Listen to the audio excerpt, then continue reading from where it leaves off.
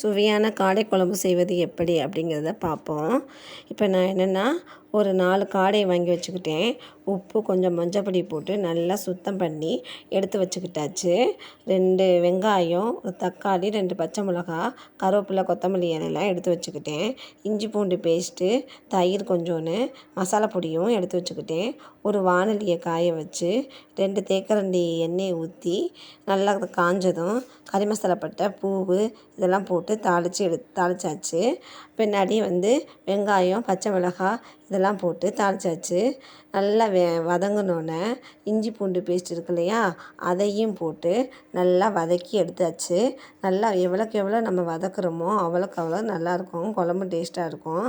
நல்லா வதக்கி எடுத்தோடனே நம்ம வதக்கி வச்ச தக்காளி இருக்கு இல்லையா, அந்த தக்காளியும் அதில் போட்டு நல்லா வதக்கியாச்சு. நல்லா வதக்கணும். எப்போவுமே தக்காளி வெங்காயம் நல்லா வதக்கினா தான் குழம்பு ரொம்ப ரொம்ப நமக்கு டேஸ்ட்டாக இருக்கும். அதனால் நல்லா வதக்கி எடுத்தாச்சு. வதக்கினோன்னே நம்ம வச்சுருக்கோம் இல்லையா மசாலா பொடி, அந்த மசாலா பொடியெலாம் அதில் போட்டாச்சு. 2 ஸ்பூனு மிளகாப்பொடி, 1 ஸ்பூனு கரம் மசாலா பொடி, 1/2 ஸ்பூனு சீரகப்பொடி, கொஞ்சோண்டு மிளகு பொடியெலாம் போட்டு நல்லா வதக்கி நல்லா வதக்கணும். ஃபஸ்ட்டு அந்த குழம்பு டேஸ்ட்டு கொடுக்குறதுக்கு நம்ம எவ்வளோக்கு எவ்வளோ வதக்குமோ அவ்வளோக்கு வதக்கிட்டு கொஞ்சம் தயிர் வச்சுருந்தோம் இல்லையா, அந்த தயிரையும் அதில் ஊற்றி நல்லா வதக்கி எடுத்துக்கிடணும்.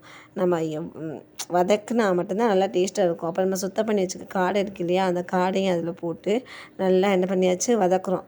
வதக்கும்போது இந்த மல்லிப்பொடி இருக்கு இல்லையா, அந்த மல்லிப்பொடி அதில் போட்டு 3 ஸ்பூன் மல்லிப்பொடி போட்டு அதையும் சேர்த்து வதக்கணும். ஒரு 5 மினிட்ஸ் நல்லா வேக வைக்கணும். வெந்தோடனே நம்ம தேங்காய் துருவி அரைச்சி வச்சுருக்கோம் இல்லையா, அந்த தேங்காய் துருவலை அதில் சேர்க்கணும். நல்லா வதக்கி வச்சுக்கிட்டு நம்ம தேங்காய் வச்சுருந்துக்கோம் இல்லையா, அந்த தேங்காயையும் அதில் போட்டு அதையும் நல்லா வதக்கணும். வதக்கி நம்ம கொஞ்சம் நேரம் நல்ல தேவைக்கான தண்ணியை ஊற்றி நம்ம கொஞ்சம் நேரம் நல்லா வேக வைக்கணும். நம்மளுக்கு எவ்வளோ தேவையோ அவ்வளோ தண்ணியை ஊற்றி வச்சுக்கிட்டு நம்ம நல்லா கொதிச்சோன்னே நம்மளுக்கு எப்படின்னா சுவையான காடை குழம்பு ரெடி ஆயிரும். அப்புறம் நம்ம காடை குழம்பு ரொம்ப டேஸ்ட்டாக இருக்கும்.